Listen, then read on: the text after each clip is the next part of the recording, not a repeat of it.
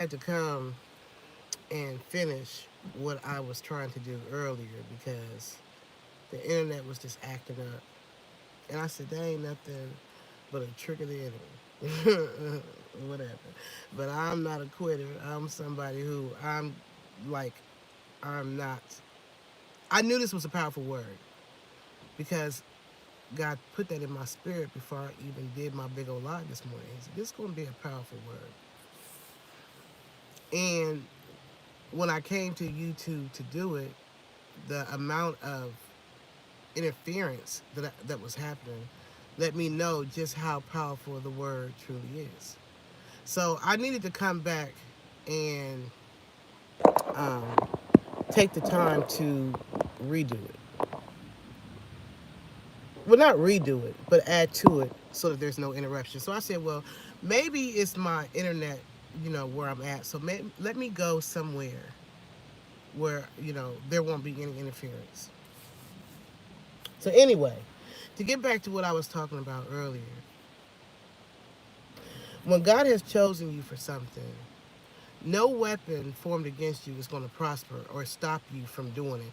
There may be delays. There may be some hindrances. The enemy is always going to come in with interference and distractions and things of that nature to try to stop you from doing whatever that assignment is, because see, the enemy knows that you're the power that you hold. The enemy knows God wouldn't have chosen you if there wasn't something special about you, right? So, um, in reading, like I was saying, when I was reading 1 Samuel chapter 10, Saul did not know who he was. He didn't know the power that lied within. He didn't know. But God had told Samuel, he told somebody else, listen here, I'm about to send you somebody who's going to be the leader. And you're going to know him when he comes because you're going to recognize him. God is about to send a lot of people in certain paths so that you can cross or meet people who are going to be influential in taking you to the next level. It was necessary for Saul to meet Samuel before he could go on to the next level. There was something that he had to get from Samuel first. He had to get that prophetic word. He had to get that direction, that knowledge, that information. That's why I always say that the path that you're on is not just about you. It's about you and the people who are connected to you, or the people who God is going to send into your path. And those people cannot go on to do their assignment until they meet you. Saul could not go on to be king until he met Samuel. It was necessary. It was important. It was part of the plan. But you can already tell from reading chapter 10, 1 Samuel chapter 10, towards the end, the enemy already sending in people with that jealous spirit, that why he's not qualified to be leader. He don't got what it takes to be leader. I know they ain't talking about he about to be the king. They were already coming at him. But the Bible said that Saul was silent. That spoke volumes to me. Because the first thing that we want to do when we are challenged is we want to fight back. We want to scream and holler, and we want to let them know you can't do nothing to me. Like, we want to go into defense mode. But I think what I'm learning is sometimes God just wants you to be silent and stand still, because He said He gonna fight our battles. You don't got to prove nothing to nobody when God has chosen you to do something. All you got to do is walk the steps. The whole plot of the enemy is to take you up out of yourself, to have you forfeit your gifts, to have you quit, to have you not believing that God chose you, to have you thinking that you're not good enough, to have your self-esteem low, to have you doubting yourself, questioning yourself. Am I for this? Can I do this? Am I the one for this? But just like God chose Saul. And just like God chose Samuel, and just like God chose Joshua, and just like God chose Moses, and all the people that God chose in the Bible, God has chosen you. See, you think that the Bible is only for stuff that happened back then, but we're history making right now. And there are leaders that are being developed right now because of the things that we are to face or we are facing. God is already selecting people. He's already choosing his soldiers. See, people like to they like to judge you, you know. Oh, you deal with secular music, so how can you be spiritual? Okay, everybody's not in the church. All the souls are not in the church. There are a lot of souls that's in the church because they know they need healing and they know where they need to go for prayer and they know how to get it. But what about the ones who are not there yet? What about the ones who are in the grips of all kind of craziness, like in the music industry or in entertainment or just out there in the world, and they have not yet come across that Samuel that can tell them that this is what God has for you, and what you see and what you're going through right now is not all there is to you. God has to send his people to where the hurting are. So you can't judge somebody else's assignment just because it doesn't look like what you think it should look like. You can't judge who God has chosen because you don't feel like that person is qualified. You don't know that person's assignment. You don't know why God chose them. You don't know why God chose that particular person to get that job in the music industry. Yeah, the music industry got a lot going on, right? They got a lot. Everybody's exposing all the stuff in the entertainment industry and this and the other. You think God ain't about to send his angels, his earth angels in there to come grab some of the people up out of that? He, the Bible says he will leave 99 to go get one. Don't matter where that one is. So sometimes your assignment may not be, as the deacon in the church. God might put you in a particular situation in a particular area so you can minister and help bring somebody else who is strung out on drugs somewhere in somebody's basement talking about they about to be a producer, whatever. You don't know people's assignment. So how can you judge someone because they don't look qualified? The first thing people want to do when they feel like you ain't qualified, they want to go tell everybody that you ain't qualified. Girl, did you hear who got that job? Girl, she ain't even qualified. Did you hear who got the promotion? He ain't even smart enough. They want to start talking, and then after they start talking, they start to being like trying to sabotage what it is that they feel like you ain't qualified for. Baby, bye. I can't wait to read, you know, because there's a reason why God chose Saul. I can't wait to read and understand why God chose Saul, you know. And my thing is this, right? Like, the Bible is, I'm learning that the Bible is like, when you start reading, it's like real time. Like, whatever you are in your season of in the season of your life, when God tells you to start reading the Bible, you're going to notice that the things that are happening in the Bible as you read it are kind of like real life type things that start to pop it up in your own life, because God wants you to understand that what he did back then, he can still do now. He spoke to people back then, he's still speaking to people now. He was leading people back then. He's still leading people back right now. He chose people back then, leaders back then. He's still choosing people right now. You'll, like, even when we were reading the book of Judges, and the book of Judges was traumatic to my soul. I am not lying.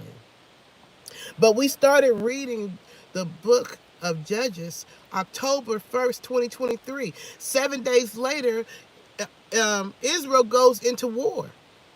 So now the very area that we're reading about in the book of Judges, in real life, there's war. There's war really going on in the very area that we were reading about in the Bible. It's so deep to me. Even when we read about AI, and there ain't no way around it. AI is coming. AI is here. Artificial intelligence is here. But ain't nothing new up under the sun. So at some point, it's probably not going to be all that we want it to be. It's probably going to be much more than we, you know, because in the book of Joshua, Joshua and the children of Israel have to go up against the city of Ai. They have to war against it. Everything in my life, since I started reading the Bible, and I started August of 22, because I was in Atlanta, there on a what was supposed to be a 30-day break, because I was getting ready for Hook Up Atlanta 2022.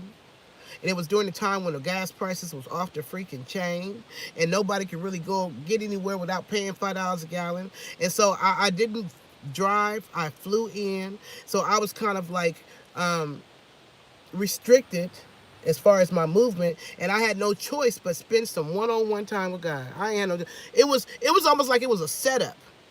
And it was during that time that God spoke to my spirit. And he said, he wanted me to start reading the Bible. And he said, I want you to start at the beginning. Because it's better and easier to understand a thing if you start at the beginning of a thing. So I'm like, because I'm at this point in my life, I'm starting to hear. See, God speaks to people differently. Some people, it's auditory. You can hear it auditory. You can hear the Holy Spirit speaking to you. Some people, it's visual. God speaks to you in dreams and visions. Some people are like Saul, and God brings prophets to talk to you, to tell you direction. I know God was speaking to me. And so I began reading from Genesis chapter 1.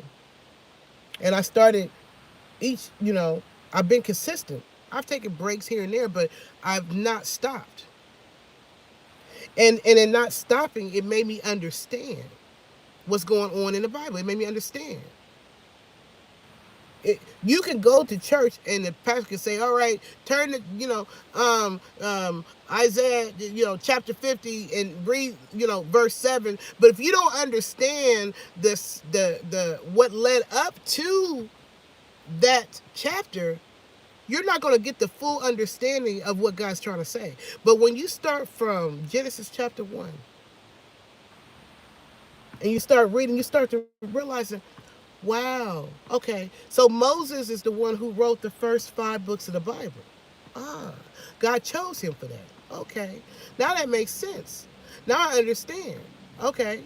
And Abraham, Isaac, and Jacob, they all had issues with infertility. Okay. So that's why Sarah didn't have no kids till she was freaking 90. And that's why, Isaac's wife didn't have, it took her a long time to have them twins. It was difficult. In fact, she was upset. She couldn't understand why is these babies fighting inside of me for as long as it took for me to have them. Even when you get down to Jacob. And this is what really blew me, because I understood. For any of you who have children by more than one person, you got people who get remarried, they have blended families, you have single mothers who has more than one, father for their child, whatever the situation may be. You got to watch how you bring those children up in the household, because a lot of the animosity and things and these childhood issues that they're still dealing with as adults come because of there being that jealousy between the siblings. Because there's favoritism. One parent is choosing this child more than this child, or one parent is comparing this child to this child, or not treating his child the way that she treats her child, or he's not treating her children the way he treats his children. So there's amongst the children there's animosity, and that's what happened with Joseph. But when you read the Bible from the beginning, you understand that. You understand that the reason why the brothers hated Joseph so much, and why they threw Joseph in that pit for him to even end up in Egypt, was because his brothers hated him. And not just because he had the coat of many colors, and not just because he was dreaming, but because their father, Jacob, loved Joseph's mother more than he loved their mother. So you can imagine when you got the love for one person more than the other, then there's going to be a difference in that children. So Jacob was treating Joseph, because Rachel only had 2 kids. She had Joseph and Benjamin. But Leah had a whole bunch of babies. She was dropping them like it was hot. It was a whole bunch of them. So Jacob showed more love to Joseph because he loved her mother more. So he showed favoritism within the children, and that angered the kids. That's why they didn't like him. That's why they had that hatred for him. That's why they threw him in the pit. But you understand that as you read the stories. So even with reading that, and then even understanding why Moses is not the one that led the children into the promised land. He did all that and wrote all 5 of them books and did all that dealing with the children, let my people go and all that kind of stuff. And he got them all through all that. But when it was time to get to the promise, he didn't get to go.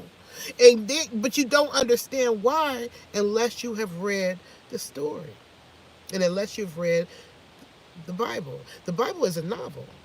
That's what it is. But within that novel, there is spiritual power and wisdom and understanding that you can apply to your own life. God is still choosing prophets. He's still choosing messengers. He's still choosing leaders. He didn't just choose them back in the Bible days. He's doing it now.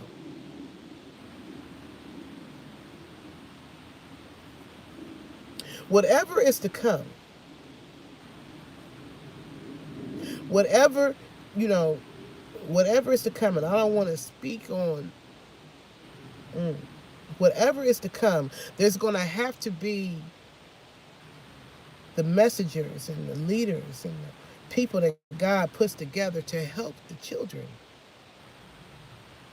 to help lead them to safety, to help guide them, to help protect them during the storms.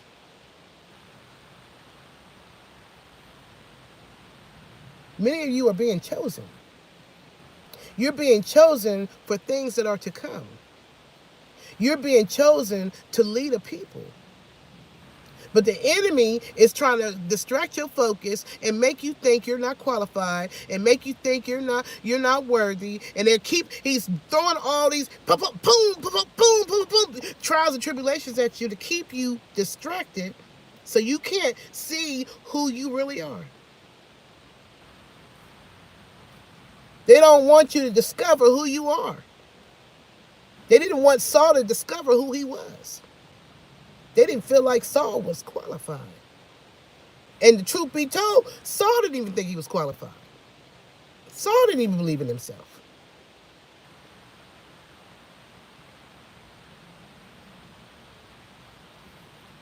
Many of you are being chosen in this season.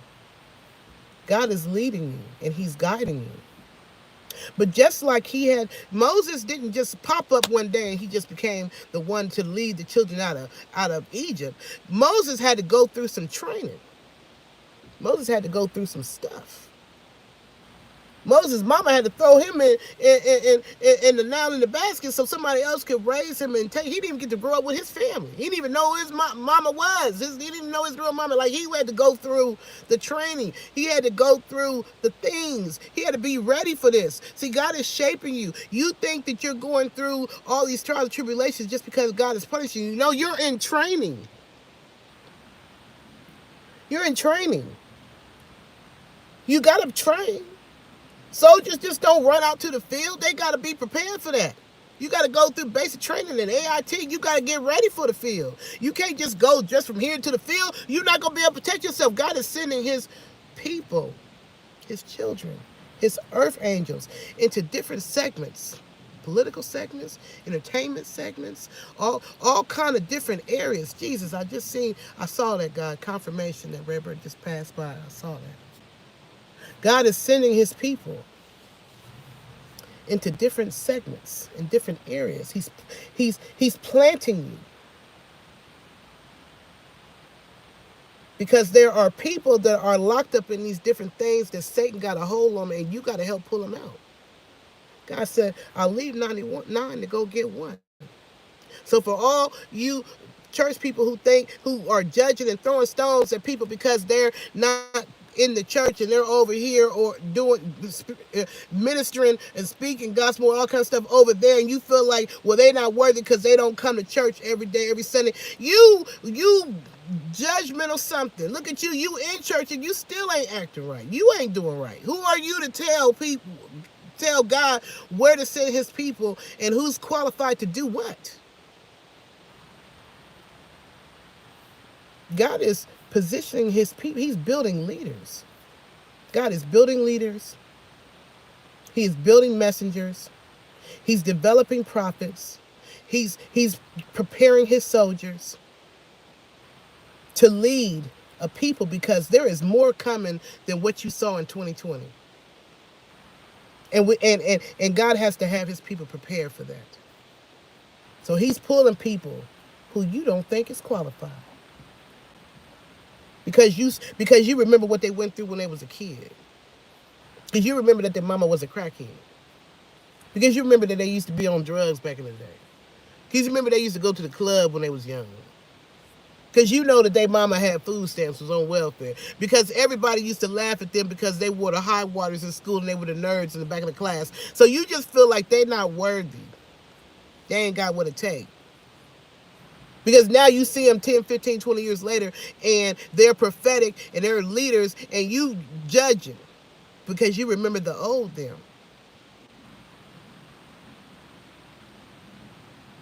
Who are you to judge? And for those of you who have been the black sheep, Jesus, feeling like he was in the back of the line, feeling like life has thrown you the worst. You went through the worst trauma. You've been molested. You've been raped. You've been abused. You've been talked about. You've been, abandoned by your own family, mistreated by the ones that you call cousin and sister and brother. You done went through a lot. You done went through the fire. You done stood alone a lot of nights, cried a lot of nights.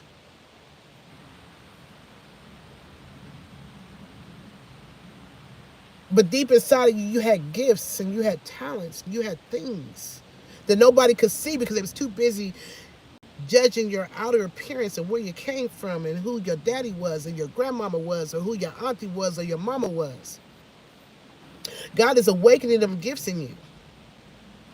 And he said it's time for you to come out of hiding, like Saul. Saul was hiding. When it was time for him to take his leadership position, he didn't even think he was qualified. So he was hiding. When Samuel was calling for him, he wasn't even to be found. They like, where's Saul at? Saul around, hiding around in the back of the building. Why are you hiding, Saul? Don't you know you chosen? A lot of you are diminishing and you're restricting your shout, you're sliding down in your purpose and your gift because the people around you don't think you qualified and don't think you got what it takes. So you are shrinking so that you can fit in. You better stand up and take your rightful position. Don't you know you got work to do? God been molding you and preparing you since you was a baby. No, it wasn't always easy. Yeah, you had to go through some stuff. Yeah, you went through some trials. No, life wasn't easy for you. Yeah, you cried a million nights. Yes, I know. The battle was real. You was out there in the streets. You had to do prison time. You was locked down and had to go through what they got to go through in prison life. I got you. I know it ain't been easy. That man left you with 5 kids by yourself while he went and married another woman with no kids and don't even want to do for your children. I know the struggle has been real. You told everybody that you wanted to start your own business and everybody laughed at you. And when they seen you tried and it failed and you tried and it failed and now they got to the point where they laughing at you. Look at you. You ain't, obviously that's not for you. This and that. Shut up. Who are you to judge? Those people are in training. The ones that has been in the back, the black sheeps, the one that people have been judging and talking about, that's who God is bringing to the front. The ones that seem less likely. They're the ones that's about to lead you into a better tomorrow. It's going to bring you out to safety. It's going to show you the right route that you need to go. The wealth transfer is happening, whether you like it or not. God is raising up his people, his prophets, and his messages, whether you like it or not. And they're probably going to be the people that you would least expect to make it. But God's ways are not our ways. So you don't get to choose who God chooses. You don't get to decide who the next messenger or leader is going to be because you don't feel like they qualify. Who are you? I'm speaking to the ones whose spirits have been broken. I'm speaking to the ones who your family has done nothing but talk about you because they never expected you to be nothing, because they felt like your daddy wasn't nothing, or because they was mad about what your daddy did to them. So they've been mistreating you and you didn't even understand why your uncle don't even like you. It ain't even got nothing to do with you. He's still mad at your daddy. I'm talking to the broken. That's why God sent me to Isaiah 60, chapter 6, chapter, what? Let me pull this out. Chapter 61. God took, I normally, when I'm reading, and since I've been reading the Bible, I don't jump around too much. I've been trying to stay, chapter after chapter after chapter so I can understand, because I'm trying to be obedient. But this morning, God led me to Isaiah 61.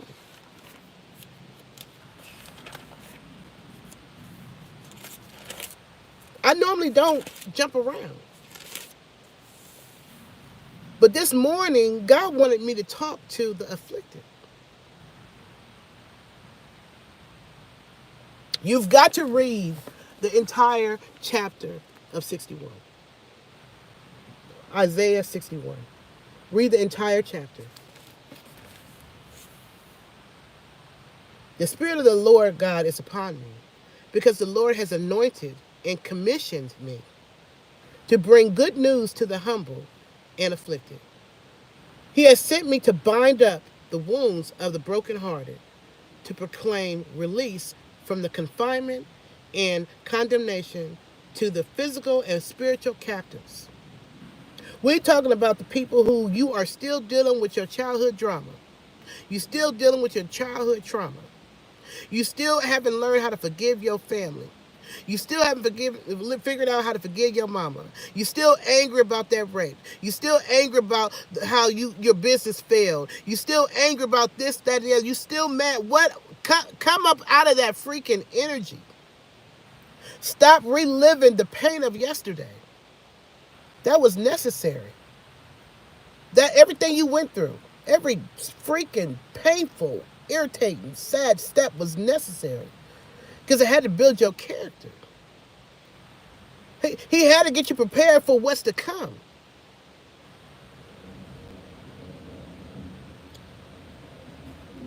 To proclaim release from confinement and condemnation to the physical and spiritual captives, and freedom to the prisoners.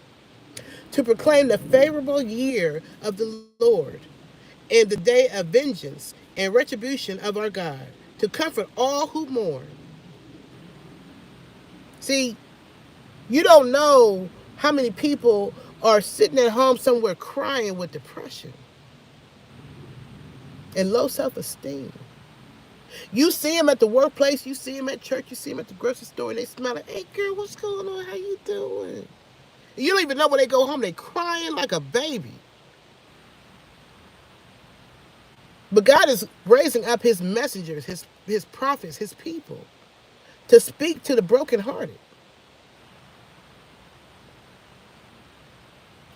To grant to those who mourn in Zion the following, to give them a turban instead of dust. Come on now. Come on now. I didn't even know why I chose this today. What's going on, Janet? Good morning to you. I didn't even choose this turban on purpose, this bonnet on purpose. I just didn't want to do my hair this morning, so I just chose this. But now I know why. Mm,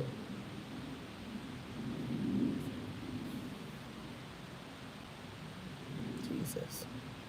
The oil of joy instead of mourning. The garment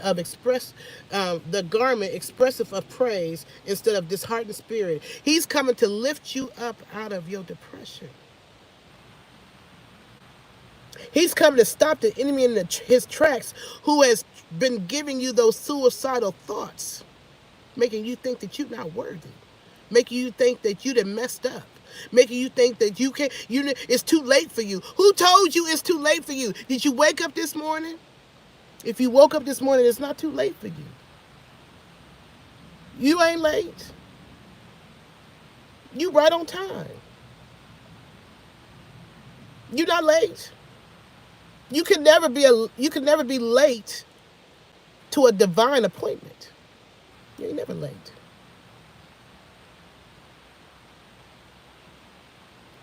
Mm.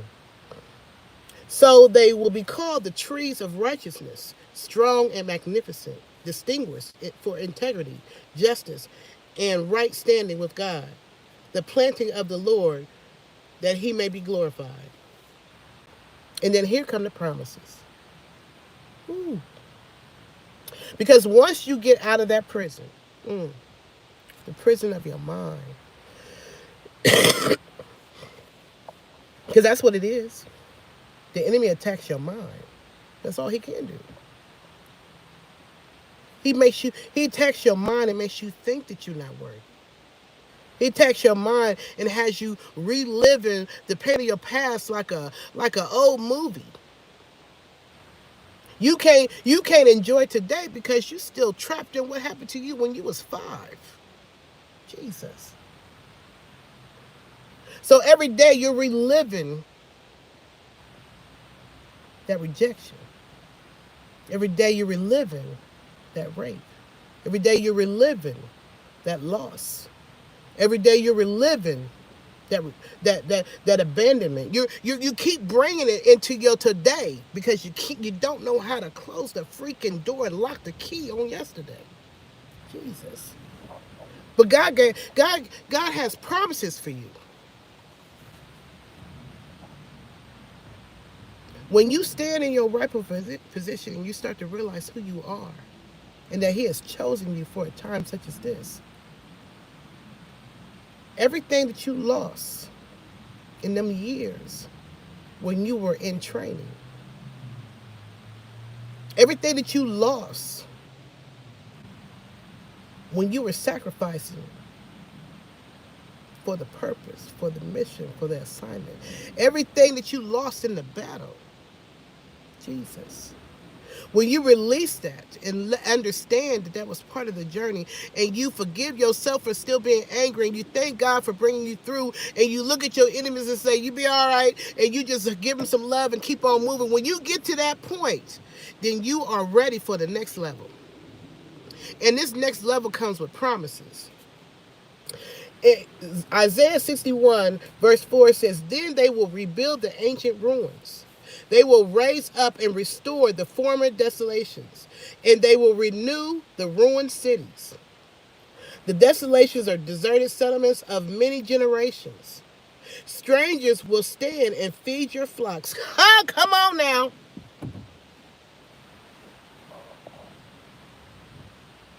There was a time when I remember I had a dream. Not even a dream. It wasn't a dream. I take that back. I was. Let me do a pause break here because I got time and I ain't in no rush. When God first gave me the vision for that movie, This Can Be Love, for the book, I had never written any books. I had never written any books. I had never made any movies. In fact, in Columbus, I never tapped into any of my creative gifts because I was not in that kind of environment. I was not encouraged in that way when I was living in Columbus, Ohio as a young adult and as a child. I was very quiet, my self-esteem was horrible. I hated being dark skinned. I hated being feeling ugly. I was all that. When I took that step of faith and left Columbus, Ohio pregnant, I didn't know what was going to happen. I just got baptized, and I wanted to put this faith thing into action. I wanted to see, is the Bible real? What is this faith thing? So I asked God to show me. When he led me to Atlanta and I began to tap into those gifts and stuff, and when it came time, when I was ready to tell my story about my childhood abuse and about all that I had gone through or whatever, I had never written a book. I got down on my knees and I prayed and I asked God, please bless me. Help me to write a book that people will read so that they can understand my story. And God, please allow me to turn that book into a movie.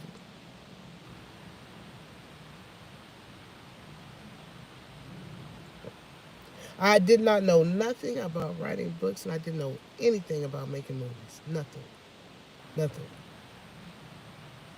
I was a mother in and out of the shelter.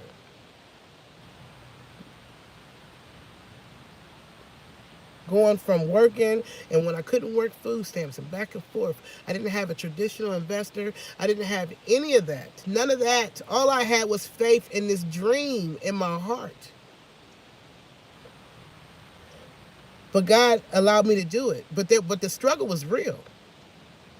There were times I wanted to quit. There were many times I didn't think I was going to make it through. 7 years it took me to write that film, to create that movie. 7 years. And it was 7 long, hard years. It was 7 years of more crying and tears than y'all will ever understand. When I say that movie was a work of love, that's exactly what I mean. But I didn't have none of I didn't know how to do it. I was at a point when I was about to quit. It was one of them times I was just like, I'm done. Like, whatever scene we film this time, I'm going to end it right there. I was done. I was spiritually done. I was tired. Jesus. And I ended up getting an email. I remember it was a part where we were looking for the baby. I was looking for the scene for the infant. And I didn't know where am I going to find a baby? And beyond that, I'm tired. I'm living in Chicago. I got to ride the Greyhound, the bus, and everything to try to get down here to Atlanta to finish this. Like, my spirit was tired. Jesus knows it was tired. I got an email one day, right when I was about to quit, that night. And in the email, it was 2 men. I didn't remember their names. Maybe I haven't even got to their story in the Bible yet. But it was 2 men. And God had told them to build this wall. But the men didn't know how they was going to build the wall. How are we going to build the wall? And where the money going to come from to build this wall? Where the resources going to come from? And God said the people will bring it. The people will give it to you. And you will create this wall, and the wall will be beautiful. When I read that whole thing, it inspired my soul. And when I went to sleep that night, I had a dream. And in the dream, I was pregnant. Mind you, I was supposed to be flying to Atlanta the next day. But in the dream, in the dream, the night before I was supposed to fly out, I was pregnant in this dream, and I was riding in a car. And the person who was riding with me, I'm like, you need to take me to the hospital. Take me to the hospital because I need to have this baby. And they was taking me everywhere else, but they was not taking me to the hospital. Then suddenly they took me to the hospital, and I had the baby, and I walked up to a mirror holding the baby, and it was a beautiful little girl, probably about like 6 months old, 6 months old. Beautiful little girl. I knew that there was some importance to that dream, especially after reading that scripture right before I went to sleep. So when I flew into Atlanta, and I was at the hotel waiting for the actors to come to see me for different paperwork and stuff they had to sign for this next scene, one of the actors walked in with her grandbaby. And her grandbaby was when I say the exact image of the little girl that I was holding in my arms in the dream. And I was like, we're about to shoot the scene and I need a baby. Do you mind if your baby girl is in it? And she was like, yes. So that's who the baby is in the movie. This Can't Be Love. But I was at a point where I was ready to quit. But God, everything I needed for that movie, Jesus, God knows every single thing, every location, every actress, every videographer, and everything. God brought every single thing. I did not have the skills or the knowledge or the information to do that. God gave it to me one step at a time. So whatever it is that you're trusting God for, I'm telling you this for a reason. Whatever you're trusting God for, even if it seems like you're not qualified, even if it seems you don't got the means, you don't got the money, you don't got the talent, you don't got the connections, God will send you what you need when you need it. And that's what it's saying right here in Isaiah 61, verse 5. It says, strangers will stand and feed your flocks, and foreigners will be your farmers and your vine dressers. But you shall be called the priests of the Lord. People will speak of you as the ministers of God. You will eat the wealth of nations, and you will boast of their riches. Instead of your former shame, Jesus, you will have a double portion, and instead of humiliation, your people will shout for joy over their portion. Therefore, in their and they will. Let me see.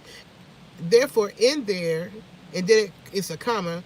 In their land, they will possess double what they have forfeited. Everlasting joy will be theirs. For I, the Lord, love justice. I hate robbery and a burnt offering, and I will faithfully reward them and make an everlasting covenant with them. Then their offspring will be known among the nations. And you can continue reading on your own. But that is the promise that he's given to his children who he is releasing out of that mental prison. You got the key. This is going on a lot longer than I expected. And I really didn't expect this. But I knew I couldn't leave it the way that it left off this morning because I could tell that the enemy was trying to stop this. He was using every distraction. He had my internet going in and out. People downstairs banging on the door. It was all that going on. I'm like, oh. You got me twisted, Satan. You think that's going to stop me? No. Because I got an assignment. I got to get this word out. So for all of you who got brought here today, or that he will bring later, because everybody's not going to catch this today, because maybe today is not the day that you need it. It's going to come to you when you need it. It's going to come to you when it's time. So for those of you who you're getting it live, that means that you are in that season right now. Right now, you are chosen for the assignment that God has before you. And it doesn't matter how many people have told you that you can't do it. God said it's yours and you can do it. But for those who don't catch it while I'm doing it live right now, and you catch it next week, next month, next year, then that means that when you catch it, this is for you. It's time to release the pain of your past. Release the rejection. Release the things that happen. And understand that God is preparing you. And all that wasn't nothing but boot camp. That was basic training. He's preparing you for this new level, for this new assignment. And he's strategically placing you in different areas. Whether it's the entertainment, or whether it's movies, or, Hollywood, Atlanta, Chicago, I don't know. Whether it's in churches, I don't know. Whether it's in schools, whether it's the grocery store down the street, the community center, wherever God is placing you. You're being placed there for a reason. Because there's people that's going to be coming into your atmosphere that they need to see you. Just like Saul needed to see Samuel. Because there's something about you, your energy, your power, the word, what God is going to say through you, what he's going to do through you, that these people need, and they can't go on to do whatever God got for them until they meet you, until they connect with you. Saul wasn't going to go on to be able to be Saul and be king without Samuel. He had to come into contact with Samuel first. That was necessary. So don't let the tricks of the enemy try to make you think that you're not chosen. God already been talking to you. God been talking to you since you was a child. God been telling you that he was about to use you and that you have not yet discovered all that he has for you. He's been telling you that for a long time. He was telling you that when you was out in the streets. He was telling you that when you was gang banging. He was telling you that when you was laying around with this man and that one and one. He was telling you that when you was getting drunk and high. He was speaking to you. Even when you was in basic training, he been talking to you this whole time and letting you know that this is not where it ends. This is just part of training. Don't get stuck in basic training because I got some other stuff for you to do. God been talking to you.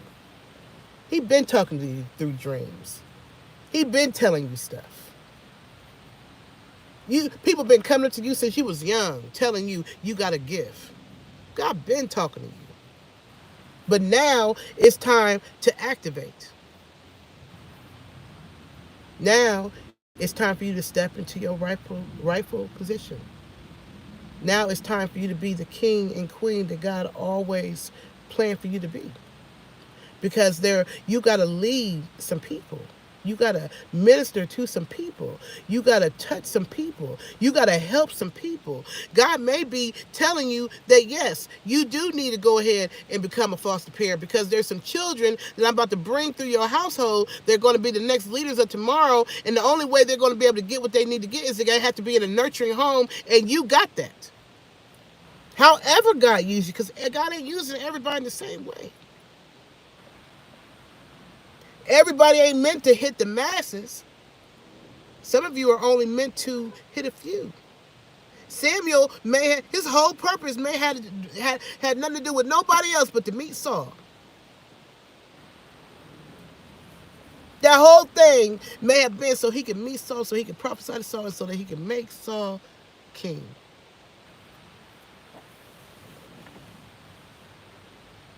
Don't let nobody tell you who you not, what you can't do. Because they looking at your yesterday. Because they watched how many times you failed. Because they ain't like your mama or your daddy or your cousin.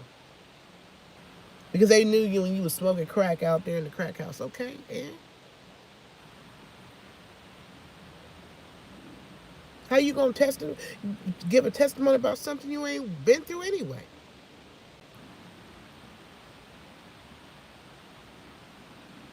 Don't believe the tricks of the enemy. You're on assignment. And I have been chosen to tell you that. Don't ask me why God chose me. I don't know.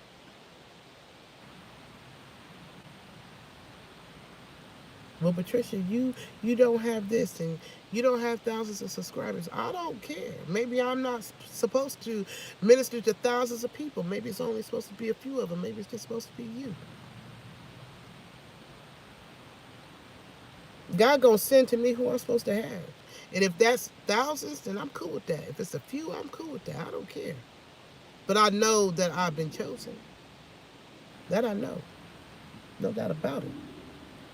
But that don't mean I don't go through warfare, because the warfare has been real. The warfare has been real. But I've been trained for this. I done went through enough hard seasons in my life that I've been trained for this. You done went through enough stuff in your life that you've been trained for this.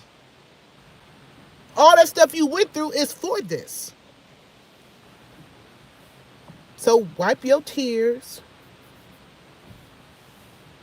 and stand up and be who God chose you to be. I feel the power of this, God.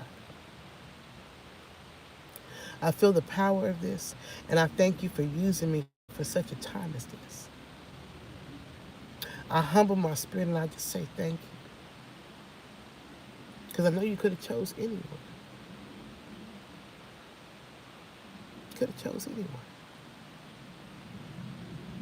Thank you for not letting me quit. Thank you for not allowing me to throw in the towel. Thank you for making me trust you even through my tears. Whatever you have in store for me from now till whenever, I just thank you for what you've already done. And I know that if my videos even encourage 1, 2, 10, 15, 20, 30, 100 people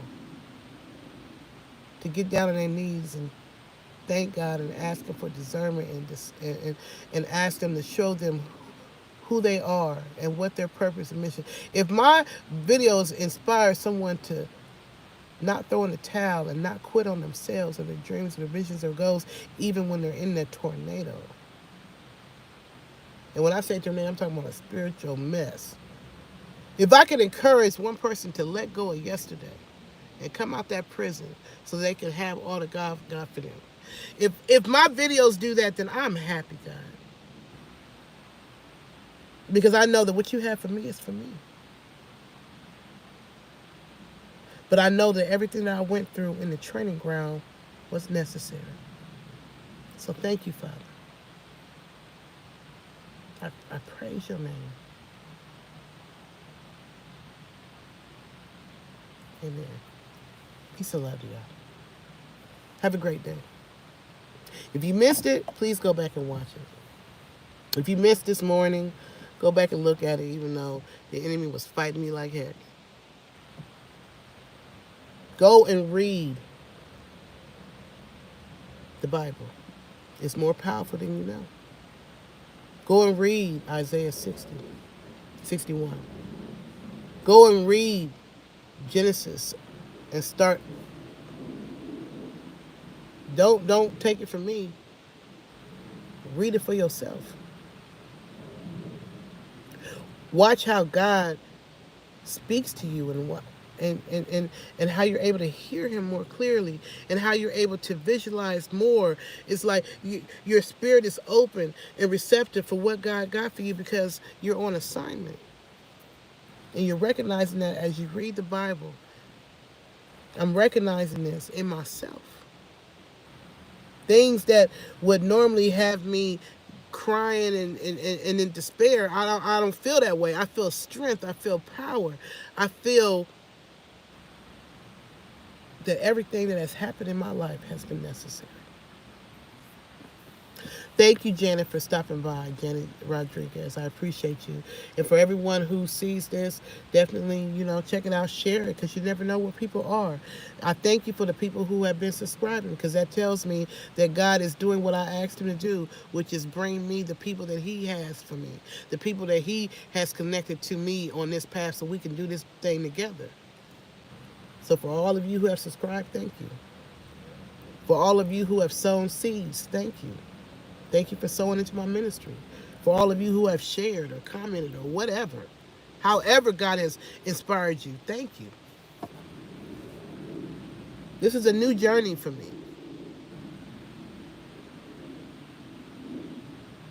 But I can feel the changes.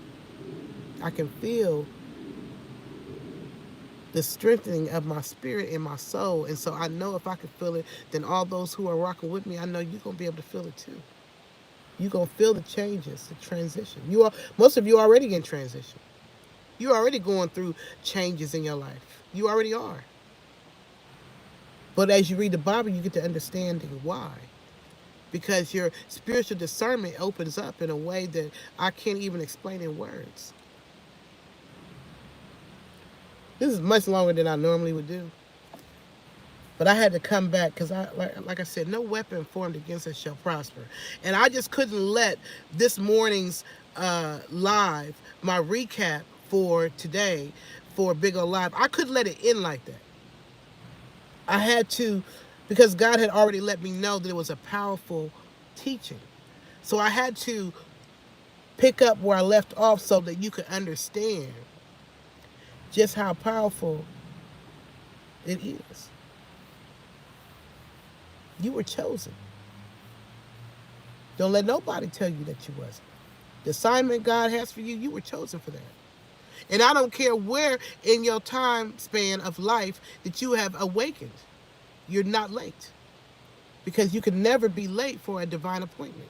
And no weapon formed against you shall prosper. And I don't care how many people say that you ain't worthy. I don't care how many people said that you're not qualified.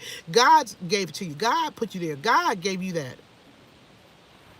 And not only that, but for those of you who you come out and you start to following what God said and you start to forgiving people and loving people and all kind of stuff, you're going to watch blessings just be coming from out of nowhere because that's what his word has promised you. And God is not a man that he should lie. If he said it, it's done. Every story I've read so far, anytime God decreed a thing, it happened.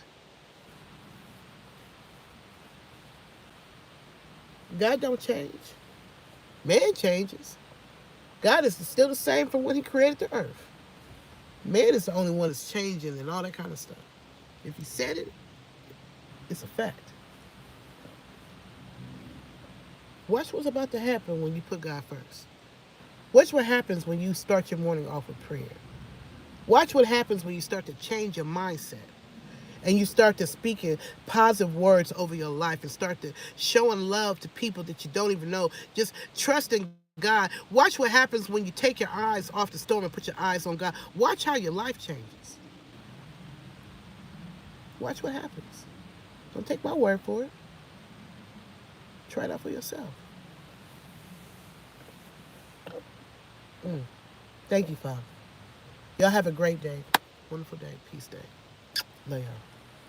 Want to move unscripted, y'all. I know this is a lot different from the radio show, but this is the season that God is leading me in right now. And so I'm just trying to be obedient to what he's told me to do.